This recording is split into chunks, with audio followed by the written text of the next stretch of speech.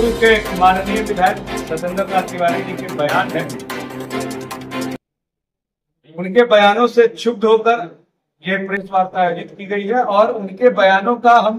कड़े शब्दों में निंदा करते हैं कि एक जनप्रतिनिधि रहते हैं जिस मानसिकता का वो परिचय दे रहे हैं, कभी महिलाओं का चरित्र प्रमाण पत्र देते हुए अदमियाई जैसे शब्दों का प्रयोग करते हैं, तो कभी ब्राह्मण समाज को बिकाऊ बता रहे हैं। ऐसे व्यक्ति को गढ़वा रंका विधानसभा की जनता किसी भी सूरत पर इस तरह के बयानों को स्वीकार नहीं करेगी और उनको पता होना चाहिए कि सिर्फ ब्राह्मण ही नहीं, गढ़वा रंका विधानसभा के किसी भी जाति के लोग बिकाऊ नहीं है, बल्कि वो टिकाऊ है और उस टिकाऊ नजरिए से ही यहाँ की जनता ने उनको 2 बार विधायक बनाने का काम किया था। लेकिन उनकी यही गिरी हुई सोच और छोटी मानसिकता ये बताने के लिए काफी है कि जब वो विधायक होंगे तो किस तरीके से सोचते होंगे और जनता को किस नजरिए से देखते होंगे। कुछ चंद ठेकेदार जिनको वो अपने अगल बगल रखे थे, गढ़वा के पूर्व साइड में 5-6 ठेकेदार और गढ़वा के पश्चिम साइड में 5-6 ठेकेदार,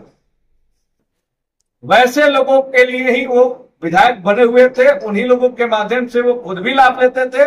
यही कारण है कि विधायक कोटा का एक भी काम धरातल पर नहीं दिखता, बल्कि चेक स्लिप के माध्यम से वो डकार गए और उनको लगता था कि चुनाव के समय में लोगों को पैसा के बल पर और लोगों को वोट के ठेकेदार को खरीद कर वो चुनाव जीत जाएंगे। लेकिन विगत विधानसभा के चुनाव में जनता ने उन्हें सबक सिखा दिया है और जिस समाज को, जिस बुद्धिजीवी वर्ग को जो व्यवहार पे, जो काम पे, जो चरित्र पे वोट करने का काम करती है, उसको बिकाऊ बता रहे हैं। उनको यह भी बताना चाहिए कि जब 2009 में उनको जहां की जनता विधायक बनाई थी तो किस किस समाज के लोगों को कितना कितना रुपया में वो खरीदे थे, और 2014 में भी जब दल बदल के वो आए तो फिर किस समाज के लोगों को और किनको उन्होंने पैसा देकर खरीदने का काम किया कि उनको जनता ने वोट देकर चुनाव जिताई थी। ये उनको बताने का काम करना चाहिए। और नहीं तो जिस तरह से वो लोगों आज एक वर्ग को, एक समाज को जिस तरह से